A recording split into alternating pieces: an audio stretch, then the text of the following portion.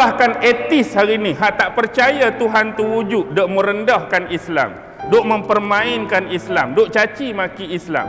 Kalaulah dia faham ni, dia tak perlu buat pun benda tu. Sebab kalau dia caci maki pun dia mati lagu tu, orang Islam mati lagu tu. Kalau dia perendah pun dia mati lagu tu, orang Islam mati lagu tu. Jadi apa beza dia nak hina Islam? Dan ni kita nak bercakap dari sudut laras logik tu. Tak ada nilai lah. Kamu nak cakap orang tu baik, orang ni tak baik, orang tu betul, orang tu tak betul, syurga neraka tak tahu ke mana. Jadi kita nak bercakap orang ni betul, orang ni tak betul, orang ni baik, orang ni tak baik, orang ni soleh tak soleh tu sebab ada sandaran syurga neraka yang kita nak pi. Subhanaka la ilma lana illa ma 'allamtana innaka antal alimul hakim.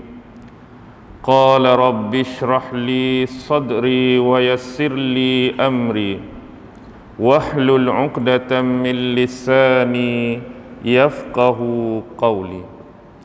Allahumma yassir wa la tu'assir.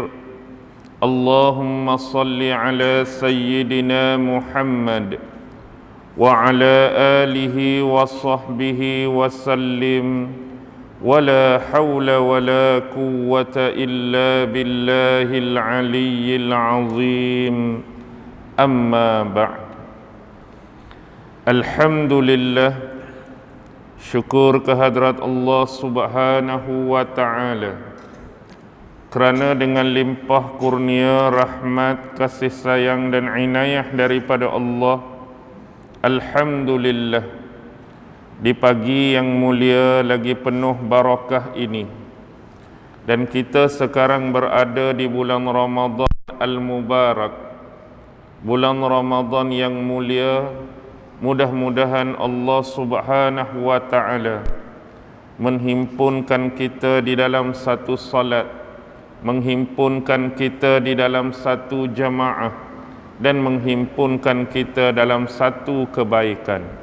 Alhamdulillah.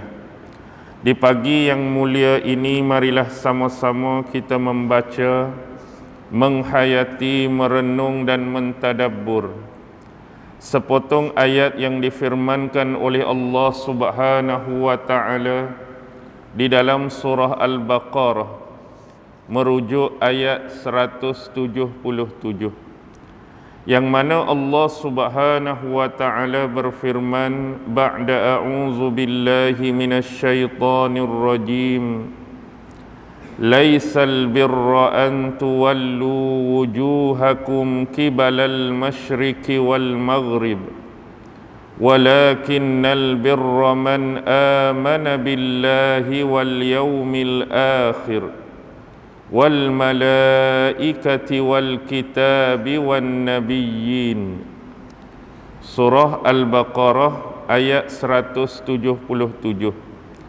Sebenarnya ayat ini adalah merupakan salah satu daripada ayat yang panjang, tapi saya baca sekerat saja memandangkan keterhadan masa kita. Baik, Allah Subhanahu wa ta'ala berfirman, laisal birra, bukanlah semata-mata dikatakan kebaikan, an tuwallu wujuhakum kibalal masyriqi wal maghrib, dengan hanya kamu menghadapkan wajah kamu, sama ada menghadapkan wajah kamu ke arah timur ataupun menghadapkan wajah kamu ke arah barat.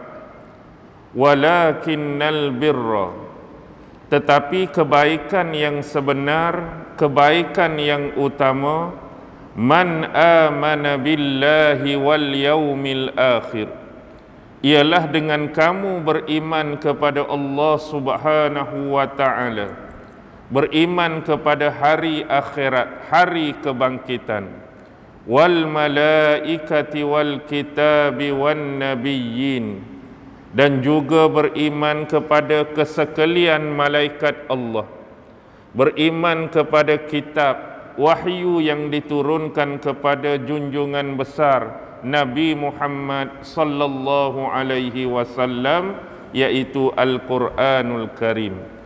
wan nabiyyin, dan juga beriman dengan sekalian para utusan Allah dari kalangan nabi-nabi dan rasul. Baik, ayat ini yang dikenali di kalangan ulama-ulama tafsir diberi nama dengan ayatul bir. Ayatul bir. Kerana apa diberi dengan nama dan gelaran demikian? Kerana di dalam ayat ini telah berlaku pengulangan kalimah albir sebanyak 2 kali. Pertama pada lafaz laisal birra sekali, dan yang kedua pada lafaz walakinnal birra 2 kali. Jadi pengulangan 2 kali lafaz albir. Jadi ulama-ulama tafsir menetapkan ayat ini dengan nama ayatul bir. Apa makna albir dalam bahasa Arab? Albir bermakna kebaikan. Albir bermakna kebajikan. Jadi dalam ayat ini Allah Subhanahu wa taala nak menceritakan kepada kita, nak memberikan penjelasan kepada kita tentang kebaikan yang sebenar, tentang kebajikan yang sebenar di dalam agama. Apa dia benda baik hak sebenar dalam agama? Apa benda yang dikatakan kebajikan yang sebenar dalam agama? Dan Allah nak menceritakan kebaikan dan kebajikan itu secara sempurna, secara komplit, secara menyeluruh dan secara komprehensif. Baik. Laisal birra, di sini bukanlah semata-mata kebaikan, akan kita tafsirkan sebentar nanti. Cuma nak bagi tahu kebaikan yang sebenar dalam agama ialah ada 2. Pertama yang dinamakan sebagai ibadah, dan yang kedua dinamakan sebagai adab, yang kita sebut etika, yang kita sebut sebagai akhlak. Jadi nak bagi kita ni jadi sempurna kebaikan dalam agama, kena memenuhi 2 kriteria ini. Kena ada 2 perkara ni dalam hidup kita. Nombor 1 yang kita namakan sebagai ibadah, yang kedua kita namakan sebagai adab ataupun akhlak. Lagu mana nak faham? Saya bagi contoh yang mudah. Benda yang berkait dengan ibadah ialah apa yang telah menjadi kelaziman yang kita selalu buat hari-hari. Sebagai seorang Muslim, kita jaga solat 5 waktu kita. Itu adalah ibadah. Sebagai seorang Muslim, contoh sekarang ni, bila mari bulan Ramadan, kita sama-sama berpuasa sebulan di bulan Ramadan. Itu ibadah.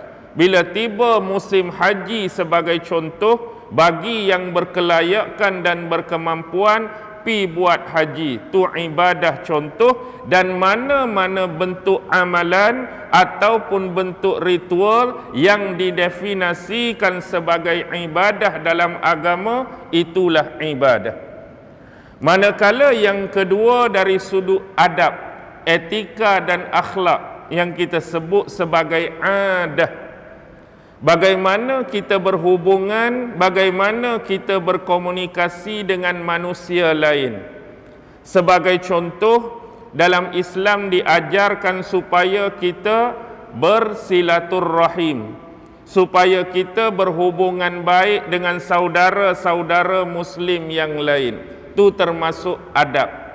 Bagaimana kita kena menolong orang-orang fakir dan miskin, itu adab. Bagaimana kita menghormati dan menyantuni anak-anak yatim, itu adab. Bagaimana kita nak menolong orang yang memerlukan, itu adab. Jadi dalam Islam nak dikatakan kebaikan, kita kena memenuhi 2 perkara tadi.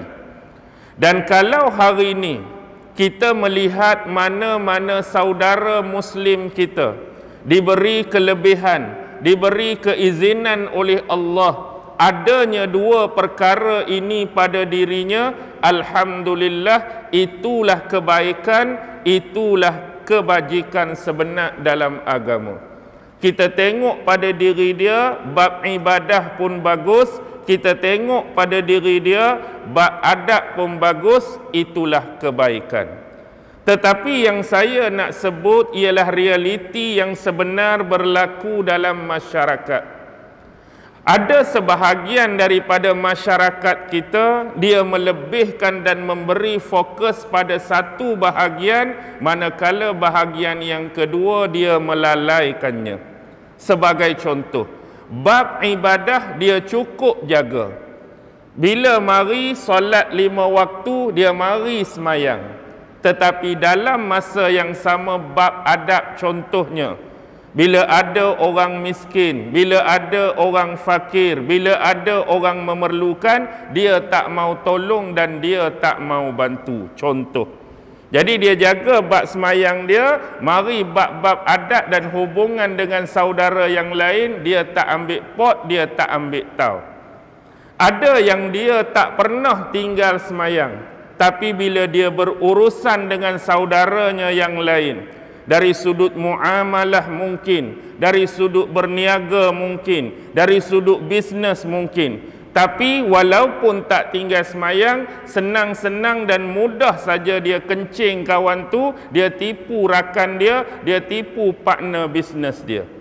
Yang saya sebut ni bukan nak tuduh siapa-siapa, tapi realiti yang sememangnya berlaku dalam masyarakat. Ada yang bulan puasa, dia boleh puasa penuh, tetapi mungkin dalam urusan seharian dia rasuah, dia menipu, dia pecah amanah dan sebagainya. Manakala masyarakat jenis yang kedua, dia ambil pot pada bab adab, tapi bab ibadah pula dia melalaikannya. Dengan orang bercakap tertib ternim, dengan orang bercakap sopan santun. Mari orang azan tak semayang juga, contoh. Dia dalam masyarakat perangai baik, dalam masyarakat tak ada rekod jenayah. Mari bulan Ramadan, geng plastik hitam juga, tak puasa juga, contoh. Mari pula bab apa urusan dengan orang semua bagus, tapi bab pemakaian, bab penutupan aurat dia tak jaga. Bab adab dia jaga, bab ibadah dia tak jaga. Yang paling sedih dan sadis lagi, munculnya perkataan-perkataan yang hati dan jiwa kita ni rasa tak seronok nak dengar. Aku ni nampak saja tak semayang, tapi perangai baik. Aku ni nampak saja mari Ramadan tak puasa, tapi hati bagus. Aku ni nampak saja tak tutup aurat, tapi hati baik. Perkara-perkara dan perkataan macam ni sering berlaku dalam realiti kehidupan masyarakat kita. Bagi kalimah-kalimah dan perkataan macam ni, sebenarnya mereka telah melakukan dua kesilapan, dua kesalahan yang besar dalam agama. Apa dia? Orang yang kata aku walaupun tak semayang perangai baik, aku walaupun tak puasa hati baik, aku walaupun tak tutup aurat perangai baik. Sebenarnya dia telah melakukan dua kesilapan. Yang pertama ialah kesilapan yang asas dan basic dalam agama kerana dia telah melanggar dan menceroboh sempadan ibadah tadi. Berani dia meninggalkan perintah Allah yang namanya salat. Ini dosa. Berani dia meninggalkan ibadah yang namanya puasa tanpa adanya keuzuran syar'i. Maksudnya saja-saja malas puasa. Bukan kata sakit ke, bukan kata musafir ke.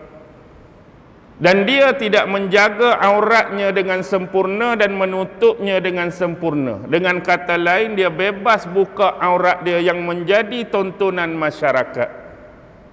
Itu yang pertama. Manakala kesilapan yang kedua ialah mengaku kebaikan atas diri dia. Dia dakwa walaupun macam ni dia tu baik. Dia dakwa walaupun buat macam ni dia baik. Jadi dia meletakkan definisi kebaikan, neraca kebaikan tu atas stigma pemikiran dia. Dia berasa dia buat lagu ni, di sisi masyarakat lagu ni benda baik. Kita tak nafi. Dia berperangai baik, baik. Dia bercakap sopan santun, baik. Tetapi tengok definisi pada awal yang saya sebutkan tadi, benchmark, penanda aras baik yang sebenar dalam agama kena memenuhi dua benda tadi, baru boleh seorang tu dikatakan baik. Ibadah jaga, adab jaga. Jadi kalaulah kamu jaga adab saja, ibadah kamu langgar, ibadah kamu ceroboh, dalam masa yang sama nak kata kamu baik, memang salah dah pada definisi kebaikan sebenar, definisi kebajikan yang sebenar dalam agama. Jadi hari ini kita nak kata seorang tu baik, kita nak kata seorang tu soleh, pada dasarnya kena memenuhi dua perkara tadi. Itulah benchmark, itulah penanda aras yang telah diletakkan dalam syariat, yang diletakkan dalam agama kita. Baik, di sini kita nak tengok, kalaulah Allah Subhanahu wa Ta'ala, macam saya sebut tadi, bagi kepada kita dua kebaikan tadi, alhamdulillah. Teruskanlah, kekalkanlah kebaikan tersebut dalam hidup dan diri kita. Kalau selama ni kita boleh jaga bab ibadah kita, minta bantuan, minta pertolongan dengan Allah, bagi kekuatan agar dikekalkan kekuatan itu. Hak mana dah semayang, teruskan jaga semayang. Hak mana boleh puasa, teruskan jaga puasa dan ibadah lain. Dan dalam masa yang sama kita juga minta bantuan dan pertolongan dengan Allah agar bagi kita kekuatan dan berkekalannya dalam bab-bab adab tadi. Baik, dari sini kita kena fokus. Sebab satu lagi benda yang menjadi dasar dalam masyarakat, saya ambil contoh mudah. Kita ambil bab haji. Kadang-kadang orang kita ni bila berkait dengan ibadah, mana-mana ibadah, contoh kita bawa ibadah haji, biasanya dia tak akan lari dan lekang daripada dua benda. Lebih-lebih lagi orang Melayu kita. Pertama ialah mereka tak akan lari dan lekang daripada persoalan hukum hakam, mana-mana ibadah sekalipun. Bab rukunnya, bab sahnya, bab batalnya, bab yang dianjurkannya, bab yang dilarang dan tak boleh buatnya, mereka cukup jaga dan banyak soal jawab bab ni. Ustaz, kalau saya semayang tadi buat lagu ni, sah ke tak sah? Dia cukup jaga dan bimbang. Saya haji tadi buat lagu ni, kena denda ke, kena bayar dam ke, dia cukup jaga. Tu bagus, alhamdulillah. Sebab nak menyempurnakan bab ibadat ni, benda-benda ni kita kena jaga dan berhati-hati. Yang kedua yang sinonim dengan orang Melayu kita, bila bab haji ni, dia akan banyak tanya, apa dia? Ustaz, kalau kita sampai tanah Mekah ni, tempat mana kita nak pi dulu, kita nak kena buat apa kat situ, kita kena nak bawa apa, kita pi Madinah nak buat apa, nak pi. Tu biasa. Sebab apa? Kita pi Mekah bukan 20 kali setahun. Kita pi Mekah bukan 30 kali setahun. Tak kena gaya, tu je sekali seumur dalam hidup kita. Memang menjadi keinginan kuat kita kalau sampai di Bukit Uhud contoh, ni kena baca apa, kena buat apa, sampai di tempat ni kena buat apa. Tu saja. Tetapi lebih jauh ramai yang mengabaikan falsafah dan hikmah di sebalik sesuatu ibadah.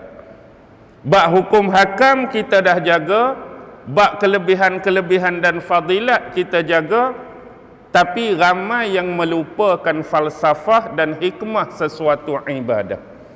Sebagai contoh falsafah ibadat haji ialah apa dia? Allah nak mengajar kita sebagai training, latihan. Allah nak mengajar kita sebagai get ready, persediaan menuju ke alam akhirat, persediaan menuju ke alam mahsyar. Itulah falsafah haji yang sebenar. Sebab tu bila kita pi haji, contoh Kita pakai kain apa? Kain ihram. Semua warna yang sama, warna putih. Jadi nak menunjukkan di sini kita satu masa akan dihimpunkan oleh Allah Subhanahu wa taala di satu tempat yang dipanggil sebagai mahsyar. Orang Melayu kita sebut padang mahsyar.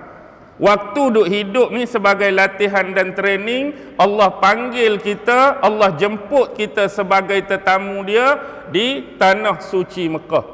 Beramai-ramai kumpul di sana. Satu tempat saja. Tak tahulah, takut tuan-tuan ada tempat lain yang boleh buat haji.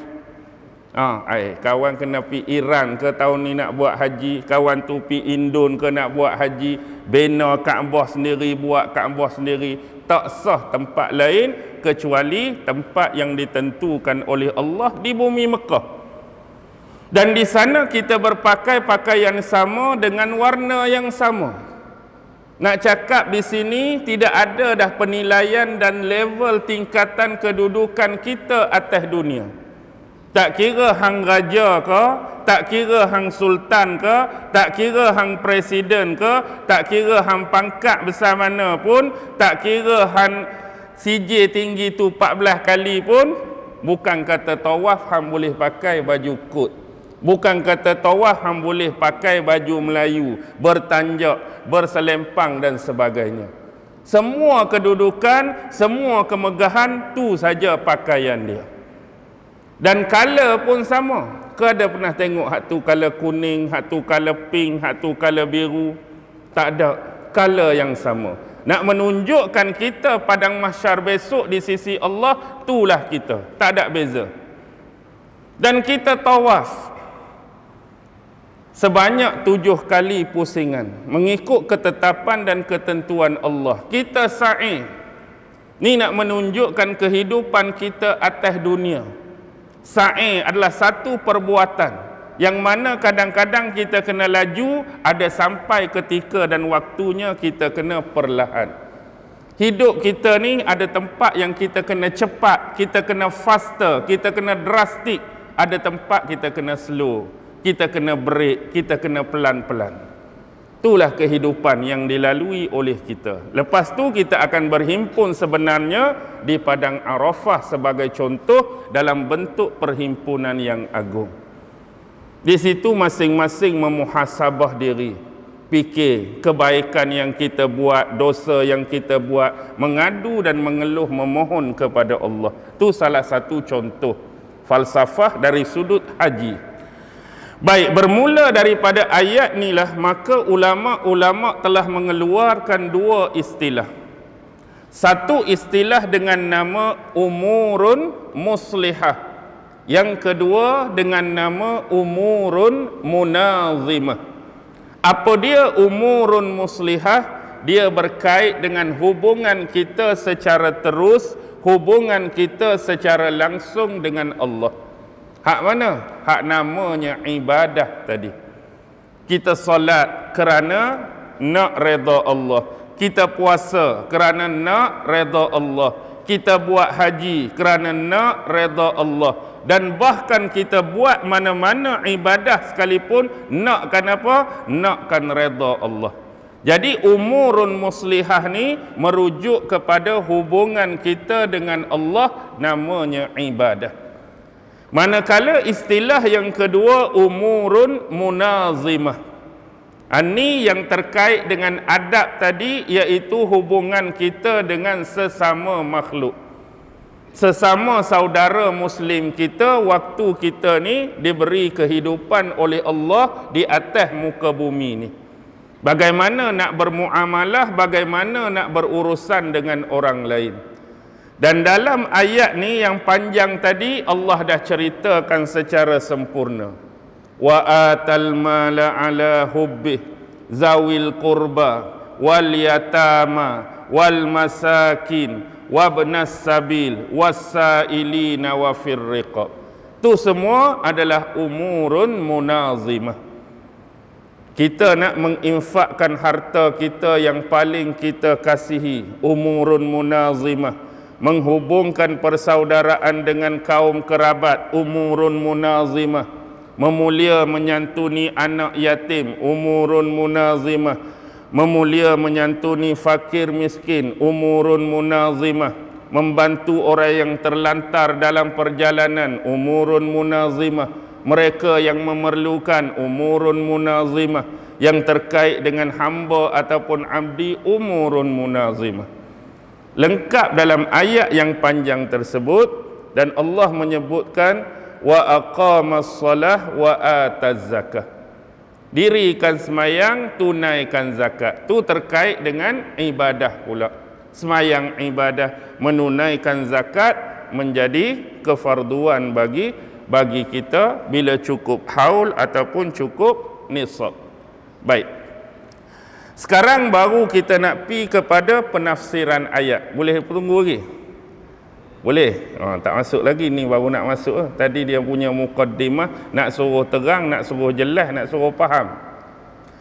Laisal birra, bukanlah dikatakan semata-mata kebaikan, antuwallu wujuhakum kibalal masyriqi wal maghrib, dengan hanya kamu menghadapkan wajah-wajah kamu ke arah timur ataupun barat. Ayat ni sebenarnya masih lagi terkait dengan ayat tentang kiblat. Sebelum ayat 177 ni, tuan-tuan telah melalui dan melewati 3 ayat. Al-Baqarah 143, Al-Baqarah 144, Al-Baqarah 145. Allah berbicara mengenai kiblat umat Islam, dan yang paling penting Allah berbicara mengenai tahwil kiblat. Apa dia tahwil kiblat? Berlaku perpindahan, perubahan kiblat umat Islam. Dahulu Rasulullah sallallahu alaihi wasallam dan para sahabat, mereka bila bersolat atau beribadah menghadap ke arah Masjidil Aqsa di Baitul Maqdis. Tu hak awal. Bila Rasulullah berhijrah ke Madinah, lebih kurang ada riwayat menyebut 16 bulan selepas hijrah, ada riwayat menyebut 17 bulan selepas hijrah, maka berlakulah tahwil kiblat. Allah telah menukar kiblat daripada menghadap Masjidil Aqsa sebelum ni ke Masjidil Haram di kota Mekah. Sebelum Nabi hijrah, walaupun Nabi salat, walaupun sahabat salat, tapi mereka menghadap bukan ke arah Kaabah. Nabi dan sahabat bila salat menghadap ke arah Masjidil Aqsa di Baitul Maqdis. 16 bulan, 17 bulan lepas hijrah baru tukar kiblat yang ke arah Baitillahil Haram di Mekah. Baik. Ayat ni adalah teguran kepada golongan Yahudi, dan ayat ni juga adalah teguran kepada golongan Nasrani. Kerana apa? Baik. Bila Rasulullah berhijrah ke bumi Madinah, di sana sudah ada kelompok-kelompok Yahudi yang sekian lama mendiami bumi Madinah. Terutama 3 kelompok besar Yahudi. Yahudi Bani Quraizah, Yahudi Bani Nadir, Yahudi Bani Qainuqa.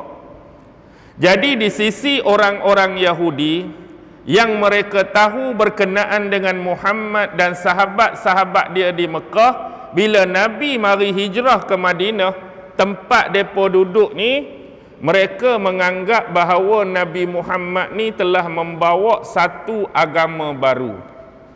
Pasal apa mereka kata agama baru? Kerana apa yang mereka kenal yang menjadi dominan kepercayaan masyarakat di Mekah ialah mereka-mereka yang menyembah berhala. Zaman sebelum Nabi Muhammad jadi Nabi, jadi Rasul ni, orang di Mekah ni mereka duk sembah berhala, sembah patung, sembah kayu, sembah pokok, sembah batu, sembah macam-macam. Jadi mereka kenal, itulah kepercayaan masyarakat di Mekah, itulah akidah masyarakat di Mekah. Jadi bila mari Nabi Muhammad nak ubah semua benda tu. Nabi Muhammad nak cleansing, Nabi Muhammad nak bersihkan unsur-unsur kesyirikan kepada Allah. Nak suruh masyarakat di Mekah supaya mereka hanya benar-benar menyembah kepada Allah, tauhid ilallah, buang semua benda-benda syirik tadi. Tinggalkan penyembahan berhala, tinggal sembah batu, tinggal sembah patung, tinggal sembah-sembah yang selain daripada Allah. Yang kedua, Rasulullah nak baiki akhlak mereka. Kan zaman jahiliah macam-macam, tuan-tuan puan-puan.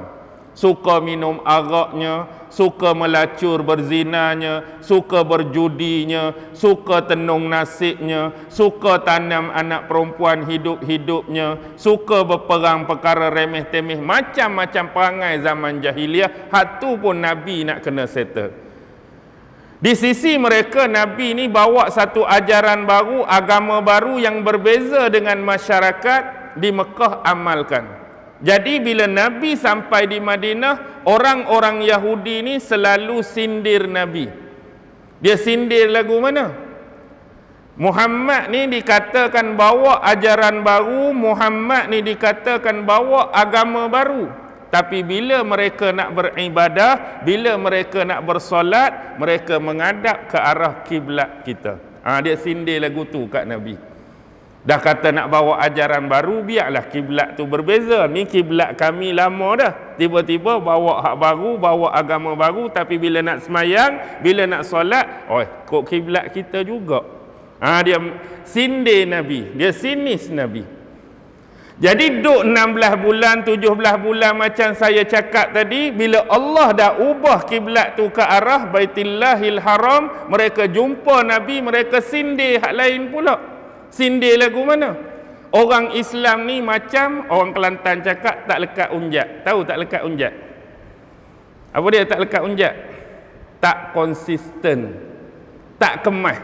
Dulu mengadap ni sekali dengan kita, tiba-tiba kiblat kok ni pula. Dengan kata lain, lagu mana orang Islam ni? Sekejap kiblat kok ni, lepas tu kiblat kok ni, macam tak ada pendirian, tak ada ketetapan. Dia pi menganjing lagu tu pula, sindik lagu tu pula.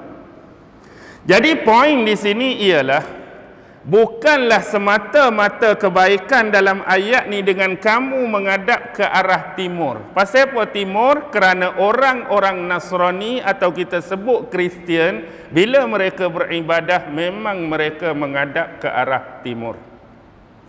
Dan orang-orang Yahudi ke arah barat, kerana arah Masjidil Aqsa di bumi Baitul Maqdis, bumi Palestin tu ialah ke arah barat. Jadi sebab tu ayat ni Allah nak tegak mereka. Tegak pasal apa? Nak habaknya agama Islam yang dibawa oleh Nabi Muhammad ni, bab kiblat ini bukan kata tak penting, tapi dia adalah satu bab yang kecil saja dalam agama. Islam yang dibawa oleh Nabi Muhammad ni, dia komprehensif, dia menyeluruh. Banyak benda lagi kami nak sembang, banyak benda lagi kami nak cakap, banyak benda lagi kami nak ajak selain nak membicarakan hanya soal kiblat tadi.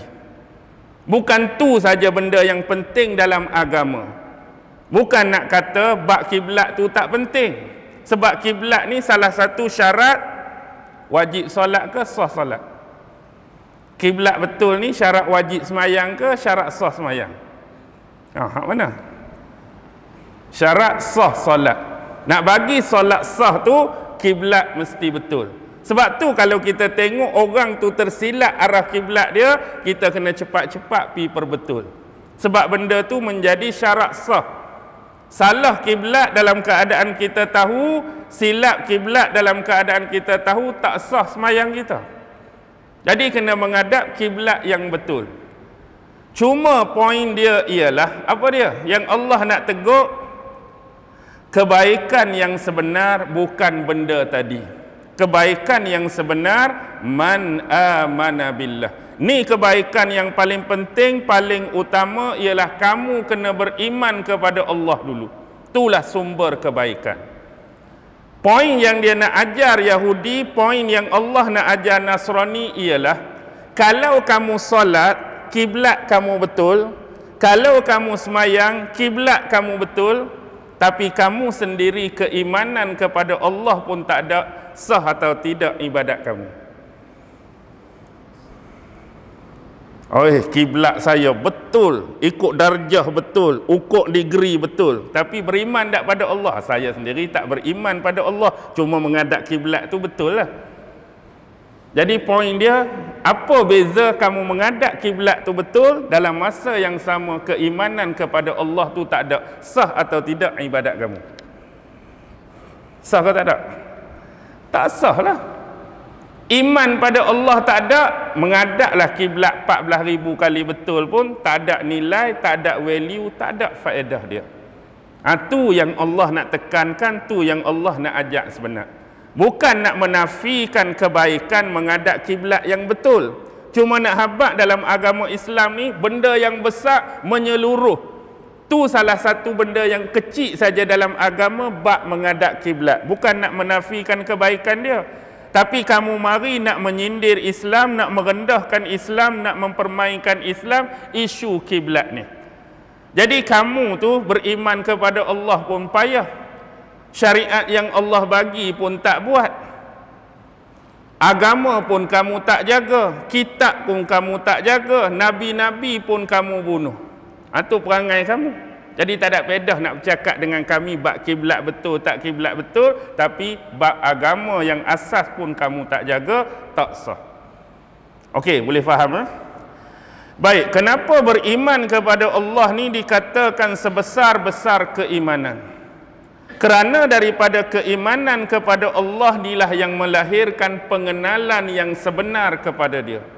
Orang yang benar-benar kepada Allah, maka akan terbit pada dirinya dua benda. Pertama ialah dia rasa nak taat pada Allah, nak patuh pada perintah Allah. Yang kedua akan terbit rasa takut untuk melanggar arahan-arahan Allah. Ini hak secara asas, secara basic bagi orang yang kenal Allah. Dia rasa nak taat, nak patuh. Allah bagi je apa perintah, dia nak buat, dia nak laksana. Dan satu lagi, apa saja yang Allah larang, kalau boleh dia nak tinggal, dia tak mau buat, dia nak jauh daripada kehidupan dia. Jadi bila kita tengok seorang yang beriman kepada Allah, maka akan keluarlah dua benda tadi. Satu bab ibadah, yang kedua bab adab. Yang kata dia buat ibadah tu sebab dia beriman pada Allah lah. Yang kata dia buat ibadah tu sebab dia kenal Allah lah. Yang kata dia buat ibadah tu sebab dia nak taat dan patuh kepada Allah lah. Yang kata dia buat ibadat tu takut dia termasuk di kalangan hamba Allah yang ingkar dan langgar perintah-perintah Allah. Jadi kalau tak ada keimanan kepada Allah, agak-agak orang tu nak semayang tak? Asas pun tak ada. Tuhan pun dia tak percaya, Allah pun dia tak percaya, agak-agak dia nak semayang. Tak mungkin, tuan-tuan. Keimanan kepada Allah pun tak ada, agak-agak dia nak puasa tak bulan Ramadan. Tak mungkin, tuan-tuan. Agak-agak dia nak buat haji tak? Tak. Daripada iman kepada Allah itulah yang menerbitkan seorang tu nak beribadah. Kerana tujuan ibadah dia nak berhubungan dengan Tuhan hak dia kenal yang namanya Allah. Dia nak taat, dia nak sembah kepada Tuhan hak dia beriman yang namanya Allah, itulah lahirnya ibadah. Itulah Allah nak sebut situ, nombor satu keimanan kepada Allah. Yang kedua wal yaumil akhir. Beriman kepada hari akhirat. Ni selalu dalam ayat Quran Allah tak tinggal. Yu'minu billahi wal yaumil akhir, tu'minu billahi wal yaumil akhir. Pasal apa Allah suruh beriman pada dia, kemudian beriman dengan hari akhirat? Kerana beriman dengan hari akhirat adalah keinginan terbesar, harapan terbesar bagi kita orang Islam untuk kembali bertemu dengan Allah. Kalau tak ada hari akhirat, macam mana kita nak jumpa Allah balik? Macam mana kita nak bertemu dengan Allah balik? Macam mana kita nak lihat dan tengok Allah yang menjadi keinginan pertama kepada penduduk di syurga? Nikmat syurga tu dah hebat. Nikmat syurga tu dah tinggi, tapi antara nikmat-nikmat penghuni syurga ialah diberikan melihat wajah Allah di akhirat kelak. Jadi kalau tak ada isu beriman kepada hari akhirat, lagu mana nak jadi benda ni? Tak boleh jadilah. Jadi sebab tu penting beriman kepada hari akhirat. Sebab Allah nak menunjukkan keadilannya yang sebenar kepada semua makhluk dia. Cuba tuan-tuan perhati, berapa ramai manusia-manusia yang tidak puas hati dengan bentuk pengadilan dan mahkamah di atas dunia. Sebab yang mengadili dia siapa? Manusia macam dia, orang biasa macam dia, yang punya banyak kelemahan dan kecacatan macam dia, yang mengadili hukuman dan kes dia. Berapa ramai kalau kita duduk di pintu mahkamah, keluar, Allah, aku buat sikit je kena 30 tahun. Tak puas hati lah tu mulut dia tu. Allah buat macam ni pun kena macam ni. Tak puas hati itulah. Padahal sebenarnya aku tak buat, tapi aku dituduh, kena juga aku. Tak puas hati lah tu. Macam-macam benda kita tak puas hati. Kadang-kadang orang buat zalim, orang buat khianat, orang buat jahat. Sebab kita ni lemah, tak mampu nak lawan balik, tak mampu nak tegakkan kebenaran dan keadilan, hidup berlalu macam tu sampai ke mati, membawa ketidakpuasan hati. Kalau tak ada hari kiamat, lagu mana? Dia duk bawa hak tak puas tu sampai mati. Tapi Allah nak bagi kepuasan. Hak kita tak puas hati tu, aku ada sekali lagi, hak sungguh-sungguh, tak ada boleh tipu, tak ada boleh rasuah aku, tak ada boleh nak kabel-kabel, semua aku buat secara adil. Jelas Allah sebutkan. Faman ya'mal misqala dzarratin khairan yarah wa man ya'mal misqala dzarratin syarran yarah. Sebesar biji zarah kebaikan pun aku nilai, sebesar biji zarah kejahatan pun aku kira. Ni tak ada siapa-siapa dah. Bahkan yang mengadili kamu, yang menghukum kamu atas dunia pun, hak tu aku akan adili depa juga sekali dengan kamu. Allah nak bagi adil, tengok gambaran di akhirat. Bukan setakat orang, bukan setakat jin, binatang pun Allah akan adili. Kalau kira, apalah binatang. Dia tak ada akal, dia tak ada otak, dia buat dengan nafsu dia. Tapi gambaran yang diberikan kepada kita sebagai contoh. Kalaulah seekor kambing A atas dunia dulu dia pernah tanduk kambing B. Kambing B tak balas. Besok di akhirat Allah akan mendatangkan kedua-dua haiwan tersebut. Dulu siapa yang tanduk siapa? Atas dunia dulu kambing A tanduk kambing B. Sekarang Allah kata kambing B tanduk kambing A. Habis cerita. Bab binatang ni Allah selesaikan di sini, kemudian Allah menghapuskan kedua-duanya. Tak ada syurga, tak ada neraka bagi mereka. Cuma Allah datangkan balik nak habaq adilnya dia, bab binatang bergaduh, binatang tendang, binatang apa pun Allah buat mari juga. Nak tunjuk kat kita. Lepas tu nak perhabis bahagian binatang, agak-agak nak beratok lama mana? Lepas tu nak perhabis bahagian jin, nak beratok lama mana? Bahagian kita hak satu nombor berapa Q nak beratok lama mana? Kita hak nak terima bring nombor 50 ni pun ketak lutut dah. Lama lagi ke ni? 3 jam dah nombor 50. Tu baru 3 jam. Besok 300 tahun, 3000 tahun. Kita tak tahu keadaan di padang mahsyar besok. Baik, bila kita lihat di sini, satu saya nak kait antara kepercayaan orang-orang musyrikin di Mekah ni, mereka tak percaya kepada hari akhirat. Sebab tu ada gambaran dalam sejarah menyebut mereka bawa tulang-tulang binatang. Hak lama-lama mereka pi jumpa Rasulullah, mereka sindik Nabi. Agak-agak Tuhan kamu nak tangkup balik, nak cantum balik tulang ni lagu mana agak-agak? Sebab poin dia sindik Nabi tu dia nak tolak adanya hari akhirat. Bagi dia tak mungkin tulang-tulang hak dah lerai, tulang-tulang hak berserakan ni Allah nak cantum balik, hidupkan balik. Kalaulah secara asas dan dasar musyrikin Mekah tolak apa? Tolak kebangkitan, tolak hari akhirat. Bagi orang yang tolak hari akhirat, mudah kata semua jenis manusia, level manusia, spesies manusia, kalau meninggal, kalau mati jadi apa? Kalau kita tolak, Jadi apa? Tak jadi apalah. Maksudnya kalau orang tu dianggap baik dalam masyarakat, bila dia mati habis cerita. Kalau orang tu juga dianggap jahat, bila mati habis cerita. Maksudnya bentuk kematian baik atau jahat tu sama. Sama-sama mati, sama-sama habis. Sebab tu saya selalu tanya secara sindiran. Kalau lagu itulah hidup kita, hidup atas dunia ni baik jadi jahat ke baik jadi baik? Kalau nak menolak hari akhirat tadi. Jadi hidup ni baik jadi jahat ke baik jadi baik? Baik jadi jahat lah. Sebab jadi baik pun mati tak ada apa. Jadi jahat pun mati tak ada apa. Cuma mungkin jahat ni mati cepat sikit lah. Orang nak marah, orang nak buru, orang nak katak. Tu je lah. Tapi tak ada syurga, tak ada neraka, tak ada bangkit balik. Kalau kita nak bercakap secara tu. Dan lebih lagi, secara logiknya, kalaulah menolak kepada beriman kepada hari akhirat, perlu tak musyrikin Mekah marah Nabi berdakwah? Secara logik, perlu tak? Dia duk sembah berhala, mari anak saudara Abu Lahab ni, tinggalkan sembah berhala. Kita kena mentauhidkan Allah. Tinggal minum arak. Kita tak boleh minum arak. Perlu tak bila Nabi berdakwah macam tu dia lawan?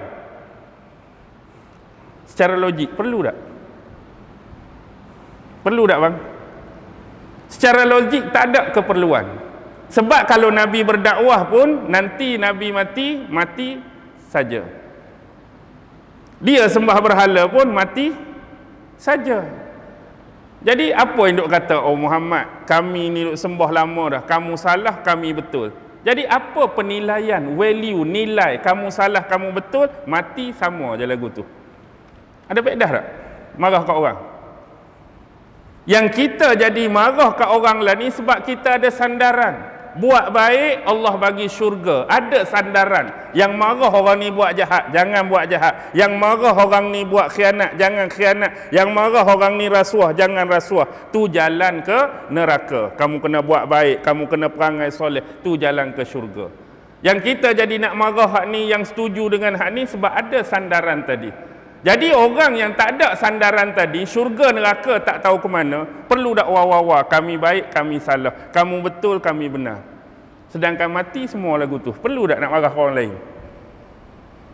Jadi secara logik akalnya dia tak perlu marah kat Nabi pun. Kalau Nabi buat lebih daripada tu pun, mati lagu tu. Dia duduk sembah berhala pun, mati lagu tu. Boleh faham tak? Bahkan etis hari ni, tak percaya Tuhan tu wujud, duk merendahkan Islam, duk mempermainkan Islam, duk caci maki Islam. Kalaulah dia faham ni, dia tak perlu buat pun benda tu. Sebab kalau dia caci maki pun, dia mati lagu tu, orang Islam mati lagu tu. Kalau dia perendah pun, dia mati lagu tu, orang Islam mati lagu tu. Jadi apa beza dia nak hina Islam? Dan ni kita nak bercakap dari sudut laras logik tu. Tak ada nilai lah. Kamu nak cakap orang tu baik, orang ni tak baik, orang tu betul, orang tu tak betul, syurga neraka tak tahu ke mana. Jadi kita nak bercakap orang ni betul, orang ni tak betul, orang ni baik, orang ni tak baik, orang ni soleh tak soleh tu sebab ada sandaran syurga neraka hak kita nak pi.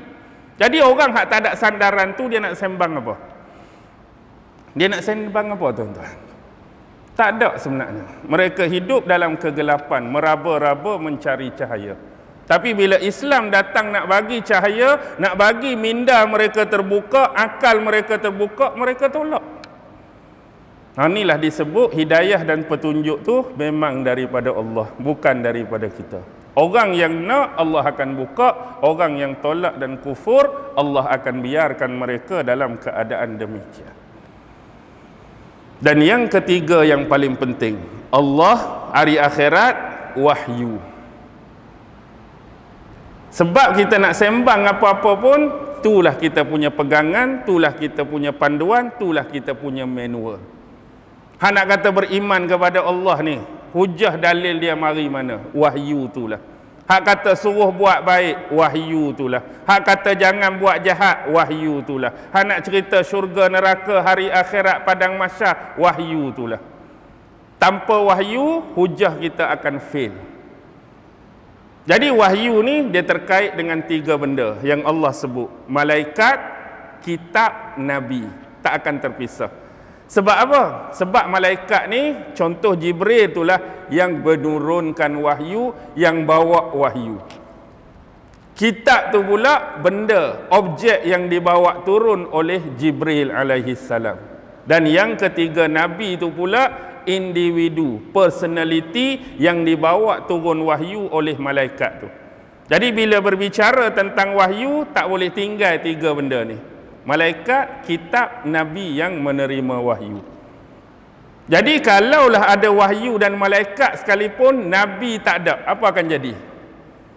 Jibril waktu turun sungguh Quran katakan, wahyu tu pula Quran yang betul, cuma kami tak utus Nabi saja. Jadi sampai pada kita daripada Jibril Quran yang betul macam ni, cuma Nabi Allah tak utus. Agak-agak apa jadi? Agak-agak apa jadi dengan Quran ni? Ni hak sebenar ni, ni hak asli ni hak otentik ni. Tapi kalau Nabi tak mari, apa akan jadi dengan benda ni?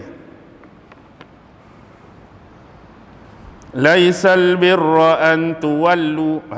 Nabi tak ada. Aku rasa tafsiran dia ni macam ni, bla bla bla bla bla. Mari pula tu, tak. Aku rasa laisal birra ni bla bla. Mari boleh 10 orang, apa jadi?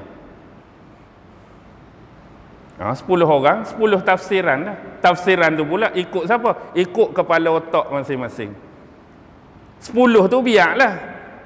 Nak cari hak sebenar, hak kata sebenar, hak Allah nak, laisal birra ni apa yang Allah nak, tak ada keputusan. Sebab hak ni pun otak dia, hak ni pun otak dia, hak ni pun otak dia, haru biru, walaupun Quran tu hak sebenar. Sebab tu kena mari Nabi, Nabi sebagai pensyarah, Nabi sebagai penghurai, Nabi sebagai penafsir, Nabi sebagai petunjuk. Daripada Nabi lah laisal birra ni apa sebenarnya, antuwalu ni apa sebenarnya, Nabi ajak pada sahabat dan ilmu tu berangkai sampai pada kita. Ni kata Quran sebenar dah. Nabi pun ada dah, cuma Nabi dah wafat 1400 tahun lebih. Walaupun Nabi mari, agak-agak penafsiran macam mana? Ikut Nabi ke ada hak terseleweng? Ada hak terseleweng dalam keadaan Nabi mari tu.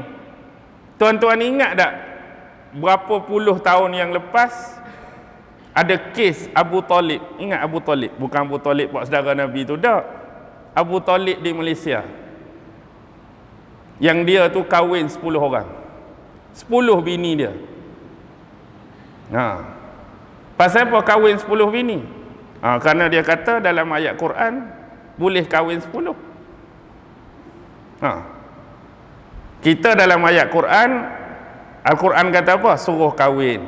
Kalau kamu mampu kahwin, kalau kamu mampu kahwin. Sampai berapa?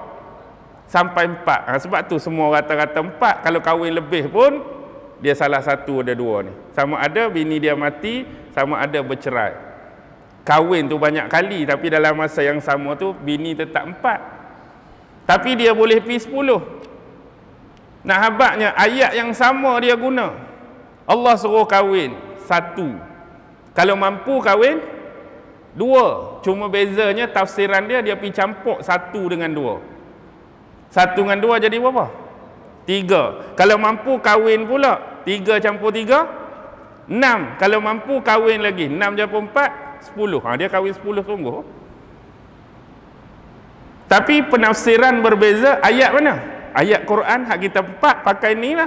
Dia hak kahwin 10 pun pakai ayat Quran. Ni nak kata bahana bila penyelewengan pada tafsiran ayat berlaku, dia boleh jadi 10. Sebab dia seorang je pakai hak 1 campur 2 3, 3 campur 3 6, 6 campur 4 10 tu. Orang lain tak pakai. Tapi dakwaan tetap mari daripada mana? Ayat Quran juga. Nak kata aku salah macam mana? Kalau kita berkerah dengan tafsiran kita, dia juga akan berkerah dengan tafsiran dia. Itulah. Kalau kita tak ikut kelompok yang sebenar yang menjadi amalan dalam masyarakat kita. Macam-macam lagi penafsiran-penafsiran yang lain. Terutama bab semayang kan. Kalau jenis tasawuf tingkat tinggi sikit. Celakalah bagi orang yang lalai kan. Fawailul lil musallin. Dia pun berasa semayang lalai, dia tak semayang lah. Sebab apa? Sebab Allah kata siapa yang lalai dalam semayang celaka. Jadi saya rasa saya semayang ni masih lalai. Jadi tak payah semayang lah, takut dicelakakan oleh Allah. Lepas tu bila hak tak lalai tu? Tak tahu bila. Tak tahu bila selagi tu tak semayang. Lepas tu lagu mana? Tak, dia guna penafsiran ikut akal dia sendiri, ikut pandangan dan pendapat dia sendiri, sehingga menyesatkan diri dia dan menyesatkan orang lain yang mengikuti pandangan dan pendapat dia hak sesat tadi. Itu bahayanya. Kemudian ada ayat, apa dia? Solatlah kamu tu kan, sehingga kamu berada pada tahap yakin. Jadi selagi tak yakin, tak payah tak payah semayang. Tak sampai lagi tahap keyakinan, tak payah semayang. Pas bila nak yakin tu? Pas bila nak yakin? Selagi tak ada yakin, tak semayang lah. Sampai Allah panggil sekalipun, pakai mati dalam keadaan lagu tu lah. Hak yakin bila? Hak malaikat muka nakir bawa tukul atas kepala tu, itulah kalau kamu nak yakin pun. Atas dunia malah nak berasa yakin. Apa-apa ni kita kena buat, barulah keyakinan tu datang. Apa-apa dia bermula dengan lalai dulu. Kita ni kalau solat ni banyak lalai kan? Banyak tak? Percaya tak tuan-tuan? Ke tuan-tuan berasa bila semayang ni, saya ni rasa dengan penuh yakin 100% komplit. Khusyuknya, ngapanya, tak cara benda lain. Banyak kita ni. Kadang-kadang kita duk solat Allahu Akbar. Adik kita balik bagi tahu mak kita bawa sakla. Tahu sakla? Lotus. Alah ni nama Lotus kan? Tesco tu kan? Kita duduk semayang, adik sembang kat mak, tembikai hari ni RM1.2 sekilo, RM1.2. Kita Assalamualaikum, no, Giant RM1 sekupang ke? Boleh sambung. Maksudnya tadi apa? Tadi duduk semayang tu duduk dengar adik duduk sembang tu. Cuma nak abad contoh. Kadang-kadang fikiran kita melilau ke lain. Dan dalam hadis Rasulullah bagi tahu, pahala yang kita dapat daripada solat ialah peratusan kita yang khusyuk tu lah. Contoh kita kata, kita semayang tu 70% khusyuk, 30% lalai. Jadi markah yang dapat berapa? 70 per 100 tu lah. Macam kita periksa lah exam. Kalau kata khusyuk 50, lalai 50, markah dapat solat tu 50 lah. Bukan kata Allah tak terima terus, tapi dapat markah, dapat ganjaran sebagaimana yang dia ingat, yang dia khusyuk waktu solat. Bab khusyuk ni pun satu hal. Allah sebut dalam surah Al-Baqarah. Apa dia makna khusyuk yang sebenar, makna khusyuk yang dikehendaki? Apa dia? Dalam surah Al-Baqarah, bila Allah berbicara mengenai solat, siapa ingat? Iaitu orang-orang yang allazina yazunnuna annahum mulaku rabbihim wa annahum ilaihi raji'un. Allazina, orang-orang yang yazunnuna. Walaupun di sini kalimah zon tu biasa apa? Bersangka-sangka. Sini bukan bermaksud assumption. Zon di sini bukan assumption. Zon di sini bermaksud convince, yakin sungguh-sungguh. Orang yang khusyuk dalam ibadat, orang yang khusyuk dalam solat, allazina yazunnuna annahum mulaku rabbihim. Yang waktu dia beribadat, dia benar-benar yakin satu masa dia akan bertemu kembali dengan Allah, dan dia akan wa annahum ilaihi raji'un, akan dikembalikan kepada Allah. Jadi nak bagi khusyuk dalam semayang, nak bagi khusyuk dalam ibadat, kena letak dua benda ni. Ingat satu masa kita akan bertemu dengan Allah, ingat satu masa kita akan dikembalikan pada Allah. Jadi bila kita buat ibadat, solat ke ibadat lain, kena letak satu masa nak balik bertemu dengan Allah.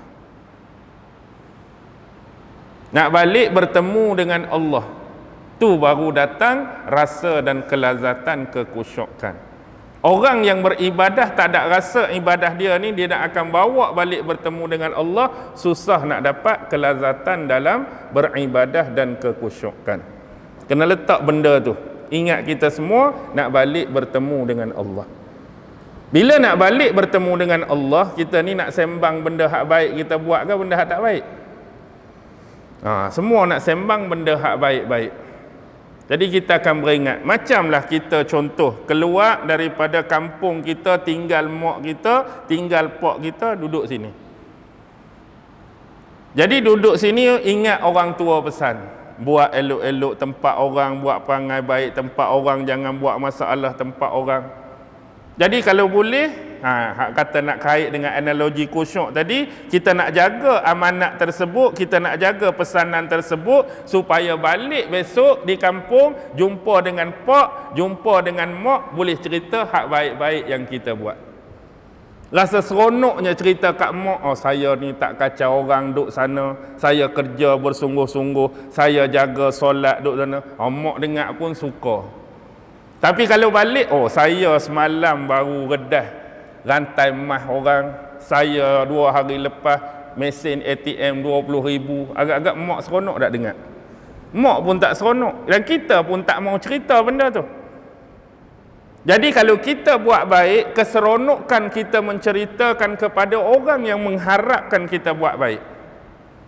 Itulah orang yang pesan supaya buat baik, itulah orang minta supaya buat baik. Bila kita buat baik, kita ada keseronokan. Mak saya buat baik, bapak saya buat baik, seronok kita. Begitu juga bila kita nak kembali kepada Allah. Besok berjumpa dengan Allah, Allah dulu kamu perintah aku semayang, alhamdulillah aku semayang, aku nak bawa benda tu kat kamu, nak cerita benda tu kat kamu. Bila mari bulan Ramadan, kamu suruh puasa, aku nak cerita benda tu kat kamu. Tapi bila nak balik bertemu dengan Allah, semayang pun tak, apa nak tak, agak-agak nak cerita tak? Agak-agak berani tak? Ya Allah, ya Tuhanku, aku nak bawa cerita ni, aku semayang sekali habuk pun tak atas muka bumi. Berani tak? Walaupun tu hakikat, kita pun tak berani nak cerita. Kita pun malu nak cerita. Tapi kalau benda kebaikan, itulah keseronokan. Rasa tak sabar-sabar nak habaq, rasa tak sabar-sabar nak bagi tahu. Nak jumpa dengan Allah, kebaikan yang kita buat. Kena letak tu. Sebab tu beriman kepada hari akhirat tadi cukup penting. Jangan ingat kita ni nak cari harta dunia, nak seronok saja, nak enjoy saja, mati-mati lagu tu. No. Banyak lagi amanah, banyak lagi tanggungjawab. Allah nak soal jawab kita. Boleh faham? Bila boleh faham, pukul 8 pula. Cukuplah hari ni dulu. Nak minum ayak pun tak ada orang nak belanja hari ni kan. Walaupun ada nak belanja, saya pun tak wani nak minum. Tapi cukuplah dulu, kering tekak dah ni. InsyaAllah kita akan bertemu di lain masa pula. Cuma nak tanya, nanti bulan 4 dia cuti raya kan. Cuma kuliah tu saya nak tanya, kuliah ujung bulan 4 tu kalau kira kita Jumaat minggu keempat, sempat lah. Masjid dah buat atau belum? Sebab senang, kalau belum, kalau ada permintaan saya boleh pergi tempat lain. Kalau masjid nak buat bulan 5, maksud saya tu kan kita dah raya bulan 4, takut ada setengah masjid tu dia teruskan tak mau buat kuliah lagi sampai habis tu. Ada masjid style macam tu. Ada masjid dia nak buat awal bulan 5. Jadi saya nak tanyalah, lebih kurang nak teruskan ke? Teruskan. Maksudnya dah mulalah bulan 4 tu. Kalau mula tak apa. Takut ada permintaan, takut stay hak masjid bulan 5, takut ada permintaan, saya pergi terima pula kawan tu pula, jenuh pula kita. Kalau ada, adalah selesai masalah. Jadi terima kasih atas informasi dan pemberitahuan. Jadi saya berhenti di sini. Wabillahi taufiq wal hidayah. Wassalamualaikum warahmatullahi wabarakatuh.